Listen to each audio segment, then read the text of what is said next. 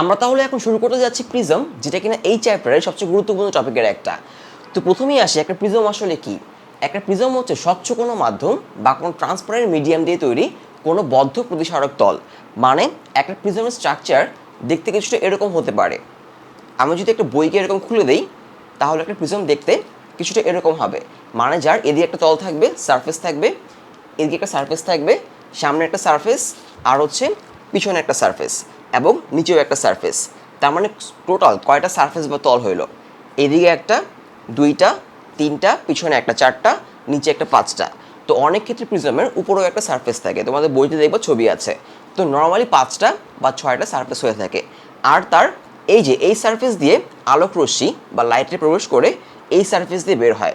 তো আমরা এখন সেটাই দেখব যে একটা প্রিজমকে আমরা যদি তার এক সারফেস দিয়ে আলোক রশ্মি প্রবেশ করাই এবং সেটা অন্য সারফেস দিয়ে কীভাবে বের হয় এবং সে কোন পথে যায়।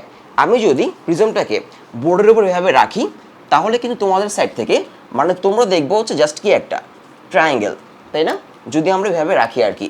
তো সেই ট্রায়াঙ্গেলটাই আসলে আমি এখানে এঁকেছি। তো এবার আমি একটা প্রিজমে আলোক রশ্মি কীভাবে যায় বা গতিপথ সেটা আলোচনা করি। ধরো পি কিউ হচ্ছে একটা আলোক রশ্মি, এই যে আমার পি কিউ, এটা হচ্ছে একটা আলোক রশ্মি যাচ্ছে। এখন আমি কি করলাম, এই যে কিউ পয়েন্ট, এই কিউ পয়েন্টে একটা অবিলম্ব আঁকলাম বা নর্মাল আঁকলাম।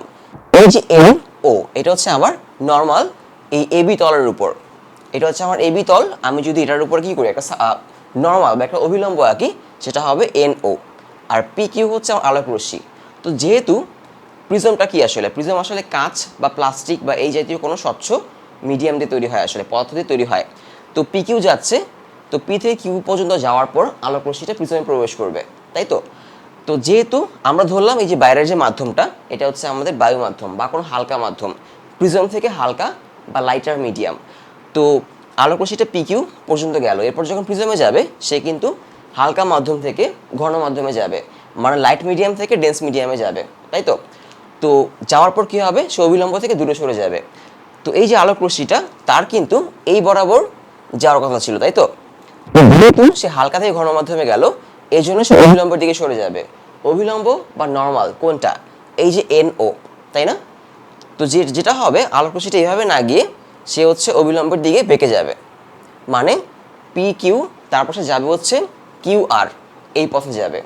আচ্ছা, তো ধরো গেল হচ্ছে কিউ আর পথে, এরপর যখন সে আবার প্রিজম থেকে বের হবে, তখন আমি কি করলাম, এখানে আরেকটা অবিলম্ব আঁকলাম। এই যে এন প্রাইম, এন প্রাইম ও হচ্ছে আমার আরেকটা অবিলম্ব বা হচ্ছে নর্মাল।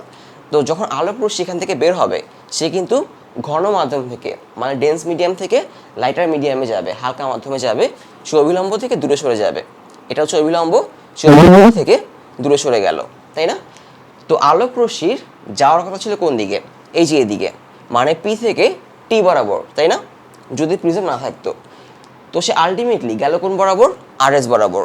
আমি যদি পি কিউকে সামনে বাড়াই আর আর এসকে পিছন দিকে বাড়াই, তাহলে তারা এই যে টি পয়েন্টে মিলিত হচ্ছে, তাই না? তো আলোক রশ্মির যাওয়ার কথা ছিল হচ্ছে এই বরাবর, কিন্তু আসলে গেল কোন বরাবর? আলটিমেটলি গেল হচ্ছে এদের মাঝখানে যে অ্যাঙ্গেলটা, সেটাকে আমি নাম দিয়েছি ডেল্টা। এটা হচ্ছে আমাদের বিচ্যুতি কোণ। এই ডেল্টা হচ্ছে আমার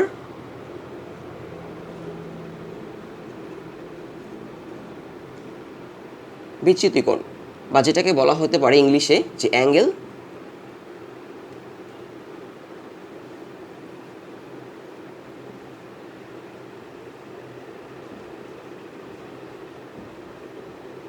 অ্যাঙ্গেল অফ ডেভিয়েশন।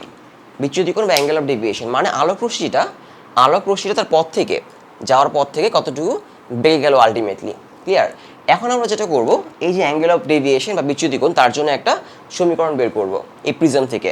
তো প্রথমে আমি যাব হচ্ছে টি কিউ আর ত্রিভুজ, এই যে টি কিউ আর ট্রায়াঙ্গেল বা ত্রিভুজে।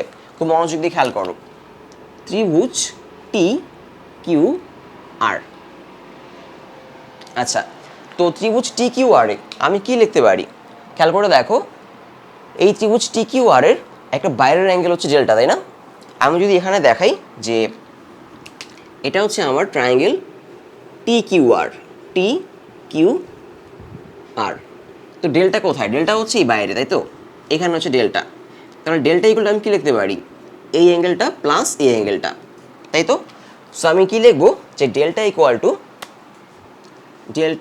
Two angle T Q R plus angle T R Q, তাই না? যেহেতু ডেল্টা হচ্ছে বহিস্থ অ্যাঙ্গেল বা হচ্ছে এক্সটার্নাল অ্যাঙ্গেল এই টি কিউ আর ট্রায়াঙ্গেলে, তো এটা হচ্ছে ডেল্টা। তাহলে ভিতরে দুটো অ্যাঙ্গেল হচ্ছে কোনটা একটা হচ্ছে এইটা আর একটা হচ্ছে এইটা। সো এই দুটো সামেশন হবে হচ্ছে ডেল্টা। একটা ত্রিভুজের বহিস্থ অ্যাঙ্গেল তার ভিতরের দুইটা অ্যাঙ্গেলের কী হবে, সমান হবে, তাই তো? তো আমি এটা লিখতে পারি। আচ্ছা, এরপরে খেয়াল করে দেখো অ্যাঙ্গেল এন কিউপি, কী বললাম? অ্যাঙ্গেল এন কিউপি মানে এই অ্যাঙ্গেলটা আর কি, এই যে এই অ্যাঙ্গেলটা, এই অ্যাঙ্গেলটা কিন্তু আসলে ভিতরের এই টোটাল অ্যাঙ্গেলের সমান হবে, তাই না? কারণ তারা কি অপোজিট অ্যাঙ্গেল বা হচ্ছে বিপরীত কোণ। সো এই অ্যাঙ্গেলটা সমান হবে। আমি একটু লিখে দিই এখানে যে এন কী হবে, এন কিউপি, বা এখানে লিখি সমস্যা নেই। আমি লিখতে পারি যে angle N Q P equal to হবে হচ্ছে angle T Q O, angle T Q O, তাই না? সো এবার একটু খেয়াল করে দেখো যদি এইটা সমান এইটা হয় তাহলে আমার এতটুকু কত হবে, টি কিউ আরটা কত হবে, মানে এই যে angle T Q R. So angle N Q P equal to যদি অ্যাঙ্গেল টি কিউ ও হয়, মানে এই পুরোটা হচ্ছে এই পুরোটা সমান, তাই তো? তাহলে পুরোটা যদি আই আই আই ওয়ান হয় তাহলে এতটুকু কত হবে, এতটুকু কত হবে খেয়াল করে দেখো। এতটুকু হবে হচ্ছে আমি লিখতে পারি অতএব T Q R equal to হচ্ছে আমাদের I one minus R one. বোঝা গেল? যেহেতু এইটুক হচ্ছে আমার, আমি আবারও বলি এটা খুবই গুরুত্বপূর্ণ, যেহেতু এইটুক আই ওয়ান তাহলে তার অপোজিট অ্যাঙ্গেল এই যে এই পুরোটুক হবে কত, আই ওয়ান। তাহলে আই ওয়ান থেকে আমি যদি এইটুকু আর ওয়ান বাদ দিই তাহলে এতটুকু পাওয়া যাবে, আর এতটুকুই আমাদের দরকার। এইটুকুই হচ্ছে আমার টি কিউ আর। ক্লিয়ার? আচ্ছা, তো ঠিক সেমভাবে আমি বের করতে পারি হচ্ছে অতএব টি আর কিউ, এই যে এদিকে খেয়াল করে দেখো আবার, এদিকে হচ্ছে আমার এই যে আই টু, এই আই টুর সমান কিন্তু আমার এই যে আমার এই টোটাল অ্যাঙ্গেলটা, মানে টি আর ও, তাই না? এই টি আর ও অ্যাঙ্গেলটা হচ্ছে আমার আই টু এর সমান।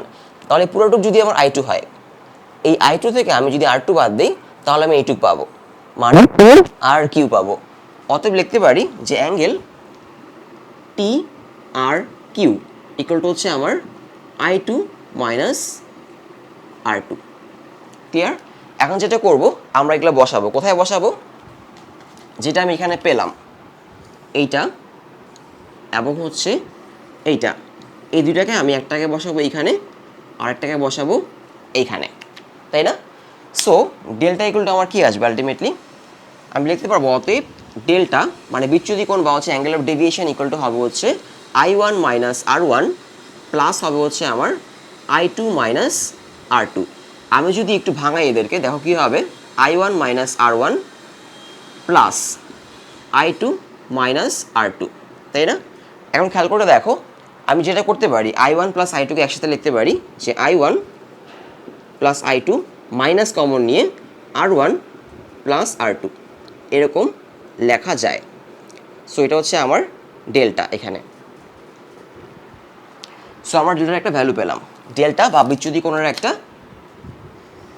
ভ্যালু আমরা বের করলাম, সেটা হচ্ছে I one R one I two আর আর টু দিয়ে। আচ্ছা, এখন হচ্ছে আমাদের নেক্সট কাজ, সেটা কি করব আমরা? আমরা হচ্ছে যাব এই চতুর্ভুজ বা কোয়াড্রিলেটারাল, কিউ ও আর, চতুর্ভুজ কিউ ও আর। তো আমি লিখব যে চতুর্ভুজ বা চতুর্ভুজ এ কিউ ও আর। আশা করি খুঁজে পেয়েছো চতুর্ভুজ কোনটা, এ কিউ ও আর, এ কিউ ও আর। এখন এই যে আমার চতুর্ভুজ, এখানে চারটা অ্যাঙ্গেল থাকে। সো চারটা অ্যাঙ্গেলের সামেশন কত হয়, angle A plus angle A Q O plus angle O plus angle A R O equal to কত হবে, চার সমকোণ। চার সমকোণ বা যেটাকে আমরা বলতে পারি কত, চার সমকোণ বা হচ্ছে আমার 4 ইন্টু 90 ডিগ্রি, তাই তো? চার সমকোণ বা 4 ইন্টু 90 ডিগ্রি। আচ্ছা, তো এখানে খেয়াল করে দেখো এই অ্যাঙ্গেল কোনটা, এই যে এইটা, যেটাকে প্রিজম কোণ বলে আর কি, যেটাকে প্রিজম কোণ বলে। তো এই অ্যাঙ্গেলটা হচ্ছে এইটা। তারপর হচ্ছে এ কিউ ও, এ কিউ ও কোনটা, এই যে এইটা এ কিউ ও। এরপর হচ্ছে আমার ও অ্যাঙ্গেলটা, মানে এই যে এইটা। আচ্ছা, এরপর হচ্ছে আমার এ আর ও, এ আর ও কোনটা, এই যে এ আর ও, এ আর ও মানে এই পুরো অ্যাঙ্গেলটা, এখান থেকে একদম, এইখান থেকে একদম এই পুরাটা। আর এ কিউ ও হচ্ছে এখান থেকে একদম পুরাটা। এখন খেয়াল করে দেখো এই যে আমার অ্যাঙ্গেল এ কিউ ও আর এই যে অ্যাঙ্গেল এ আর ও, তারা দুইজন মিলে কত হবে? আমি লিখব angle A Q O plus angle A R O equal to 2 সমকোণ। কেন 2 সমকোণ? কারণ খেয়াল করে দেখো এই যে এই এন ওটা, এটা কি ছিল আমাদের? এটা ছিল আমাদের অভিলম্ব, তাই না? বা হচ্ছে নর্মাল, অভিলম্ব বা হচ্ছে নর্মাল। তাহলে এ কিউ ও এই অ্যাঙ্গেলে কি 90 ডিগ্রি হবে না? কারণ এটা যেহেতু লম্ব, তাই না? এটা লম্ব, সো এই পাশের অ্যাঙ্গেলটা 90 ডিগ্রি, সো এই পাশেটাও কি হবে? পুরোটা 90 হবে। ক্লিয়ার? পুরোটা বলতে এই যে এখান থেকে একদম এই পর্যন্ত 90 ডিগ্রি। ঠিক সেমভাবে এখানেও পুরোটা কি হবে? 90 ডিগ্রি হবে। এ আর ও, যেহেতু আমার ও এন প্রাইম হচ্ছে আমার কি অভিলম্ব বা হচ্ছে কি নর্মাল, সো এখানেও পুরোটা কি হবে? 90 হবে বা এক সমকোণ হবে। সো আমার এই যে এইটা এবং এইটা, এই দুইটা অ্যাঙ্গেল নিয়ে আমাদের কি হবে? 2 সমকোণ হবে। সো এই যে আমার এইটা এবং এটা নিয়ে যদি 2 সমকোণ হয়, তাহলে বাকি দুইটা অ্যাঙ্গেল মানে এই যে অ্যাঙ্গেল এ আর অ্যাঙ্গেল ও, তারা দুজন মিলে কত হবে? তারা দুজন মিলে হবে হচ্ছে angle A plus angle O equal to, তারাও হবে হচ্ছে আমাদের 2 সমকোণ। কারণ এই চারটা মিলে কি ছিল? চারটা মিলে ছিল আমাদের 4 সমকোণ। So angle A plus angle ও মিলে হবে হচ্ছে আমার 2 সমকোণ। এবার আমরা আসবো হচ্ছে আমাদের লাস্ট কাজে, সেটা হচ্ছে কি ট্রায়াঙ্গেল। আমরা নিব হচ্ছে ট্রায়াঙ্গেল কিউ আর ও, ত্রিভুজ বা ট্রায়াঙ্গেল কিউ আর ও। আশা করি পেয়েছো ট্রায়াঙ্গেলটা কিউ আর ও, এই যে নিচের ট্রায়াঙ্গেলটা এইটা। সো এখানে কয়টা অ্যাঙ্গেল? 3টা, R1 R2। তো আমি লিখবো হচ্ছে R1 angle R1 plus angle R2 plus angle O equal to কত হবে? 2 সমকোণ, তাই না? একটা ত্রিভুজে 3টা অ্যাঙ্গেল মিলে কত হয়? 2 সমকোণ হয়। সো এবার একটু খেয়াল করে দেখো যে R1 প্লাস R2, তার সাথে আমরা ও অ্যাঙ্গেলটাকে প্লাস করে কত পাচ্ছি? 2 সমকোণ পাচ্ছি। R1 প্লাস R2 এর সাথে ও অ্যাঙ্গেলটাকে প্লাস করে আমরা 2 সমকোণ পাচ্ছি। আবার এখানে একটু খেয়াল করে দেখো এ অ্যাঙ্গেলের সাথে ও অ্যাঙ্গেলটা প্লাস করে কত পাচ্ছি? 2 সমকোণ পাচ্ছি। ও এর সাথে এইটুক প্লাস করে 2 সমকোণ পাচ্ছি। আবার ও এর সাথে এই অ্যাঙ্গেলটা প্লাস করে কত পাচ্ছি? 2 সমকোণই পাচ্ছি। সো আমি লিখতে পারি অতএব এই অ্যাঙ্গেলটা হচ্ছে আমার R1 প্লাস R2 এর সমান, তাই না? এই অ্যাঙ্গেলটা হচ্ছে আমার R1 প্লাস R2 এর সমান, মানে এইটুক হচ্ছে আমার এইটুকের সমান হবে। কারণ দুইটাই আমরা ও অ্যাঙ্গেলের সাথে প্লাস করে কি পাচ্ছি? 2 সমকোণ পাচ্ছি বা হচ্ছে কত 180 ডিগ্রি পাচ্ছি। আচ্ছা, এখন এটা কোথায় বসাবো? এই যে এ equal to R1 plus R2, এটাকে আমি বসাবো হচ্ছে এই যে এইখানে। তাহলে বসালে আমার ডেল্টা কত আসে? আমাদের কাজ শেষ। ডেল্টা ইকুয়াল টু আসে হচ্ছে I1 প্লাস I1 প্লাস হচ্ছে I2 মাইনাস এ। আর একে বলা হয় হচ্ছে প্রিজম কোণ। কি বলে? এ হচ্ছে আমাদের প্রিজম কোণ আর এটা হচ্ছে আমাদের ফর্মুলা ডেল্টা বা হচ্ছে অ্যাঙ্গেল অফ ডেভিয়েশন বা হচ্ছে বিচ্যুতি কোণ। আচ্ছা, তো এই জিনিসটা খুব ইম্পর্টেন্ট ছিল, এটা বোঝাটা খুবই গুরুত্বপূর্ণ। এরপরে আমরা যাব যে এই যে বিচ্যুতি কোণটা মানে হচ্ছে অ্যাঙ্গেল অফ ডেভিয়েশনটা, এটা কখন মিনিমাম হবে? এটা খুবই গুরুত্বপূর্ণ একটা টপিক। এটা কখন মিনিমাম হবে সেটা আমরা বের করব। এবং এই যে বিচ্যুতি কোণ, এটা কখন মিনিমাম হবে মানে সর্বনিম্ন হবে, সেটাকে বলা হবে মিনিমাম অ্যাঙ্গেল অফ ডেভিয়েশন। এবং সেই মিনিমাম অ্যাঙ্গেল অফ ডেভিয়েশনের সাথে আমরা এই যে প্রিজম তার প্রতিসরণাঙ্ক বা হচ্ছে রিফ্র্যাক্টিভ ইন্ডেক্স মানে প্রতিসরণাঙ্কের সম্পর্ক দেখব। এই যে আমাদের সর্বনিম্ন বিচ্যুতি কোণ, তার সাথে প্রতিসরণাঙ্কের একটা সম্পর্ক দেখব আমরা। ক্লিয়ার? সো আমরা পরের টপিকে যাই।